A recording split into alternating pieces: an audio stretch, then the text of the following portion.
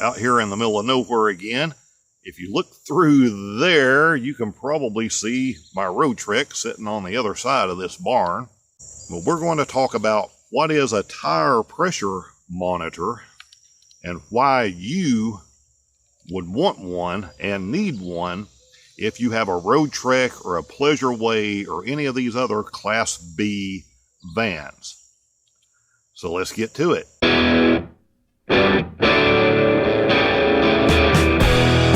Okay, a tire pressure monitor does exactly that. It monitors your tire pressure. And if this is showing up, you will see large numbers, which are my tire pressure, smaller numbers, which is the temperature of each tire. Now, you have some tire pressure monitors that start out at about $250 for a set, which is the little box and one of the little things to go on each tire. Those are really great, really awesome if you can afford them. If you're trying to do this a little bit cheaper, there are a bunch of junky ones you can go buy for $30 a set. This is by far, after having several of those junky ones, I can speak from experience, this is by far the best one that I have found under $100. And when I do these reviews, I don't do this and do an unboxing and take it out and talk about how great it is, because let's be realistic. A lot of this crap, probably most of this crap anymore, comes out of China. It's not made very well. And somebody doing a review of something the first day they use it or the first time they hook it up is of no value to you, because you don't ever find out what happens a week later, a month later, 6 months later, whether the thing held up, whether it tore up. And I went through this with some tire pressure monitors. I saw some different reviews, and there were like 4 different times, I would see a video and I would, it would be a month old and, hey, this is the greatest thing ever, blah, blah, blah, blah, blah. And I'd shoot the guy or the girl an email and 3 weeks later, hey, how's that tire pressure monitor working for you? Well, it tore up. Well, 2 of the wheels don't work anymore. So that does no good. So when I do a review on something like this, I have had this particular one now for at least 6 months. It still works. All 4 of the tire monitors still work. So that's why I'm comfortable enough to bring this to you now, because I'm confident this one will work for you, because it has worked for me for a good amount of time, and I now feel like I have gotten my money's worth out of it.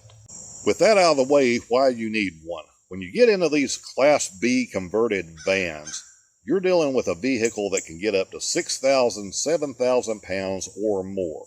You are running these E-Series tires, E-rated tires, 10 plies or better, unlike a passenger vehicle, 2 or 3 ply tires. You are carrying a lot of weight. You are carrying a lot of pressure. And this is my cold pressure on this particular vehicle. On the door placard, it's 60 pounds in the front, 80 pounds in the rear. In the wintertime, I'll raise these up a little bit. In the summertime, I will lower them a little bit. And I seem to do fine and not have any tire wear. But again, this isn't a passenger car tire where you have 30 or 32 pounds of air in it when you're running 70, 75, 80 pounds of pressure in your back tires. Blowouts on these tires, or simply if they start separating and shredding because you have a vehicle, a van, your rig, that potentially has all kinds of parts underneath. You're going to have all that pretty stuff around the wheel well. You're going to have things you step on running down the side. You are going to have underneath a lot of extra lines and wires that go to things like generators, that your plumbing system is under there. You potentially have big tanks up under there. You have a lot of things that when you have a blowout or a tire issue and pieces of your tire starts to come off and start flipping and snapping up under there, you can do a lot of damage. sometimes thousands of dollars in damage. So in addition to the fact that you're talking about tires that are $150 a piece and up, you have a lot of liability, and you can actually do enough damage to make your vehicle undrivable if these pieces flying off and going through there actually start hitting brake lines and other things. So you have a lot more responsibility dealing with tires on a Class B van than you do a minivan or a regular truck or a passenger car. That is why you want these, because these can be set through these little setting buttons for each tire to alert you when the pressure starts going down. So on these, at about 45 for the front tires and about 65 on the back tires, it's going to throw me an alert and start going off and beeping and let me know that I have a problem and show me which tire it is. The reason I want to know that is I want to know I have a tire that is losing pressure, losing air as fast as possible, so I can slow down and get it off the road and take a chance then on hopefully being able to save that tire if it's just a puncture that can be repaired, and again, not be doing other damage to the rig, because by the time you find out you have a tire dropping that fast and you get down to where you don't have very much pressure in it and it starts to shred, the damage has been done by that point. Less than $100 for one of these that I've now tested and know that works, compared to hundreds or potentially thousands of dollars in damage to my vehicle. Having one of these is a no-brainer. It is a requirement. You really, really have to have one if you're going to be out traveling and adventuring in these heavier vehicles. Now, how far these sensors will work, because this is radio frequency stuff, these will work for a lot of smaller RVs. Will this work on a 39-foot RV? Quite honestly, I don't know. And the only way you're going to know is to get one and test it and see if it picks up the signal consistently that far. On my 19-foot van, it has no problems at all. I have never lost signal to any of these tires. One thing you do need to know about the way all of these work, unless you're spending $250 or more on one of these mega systems, and I'll link to a good one of those in the description.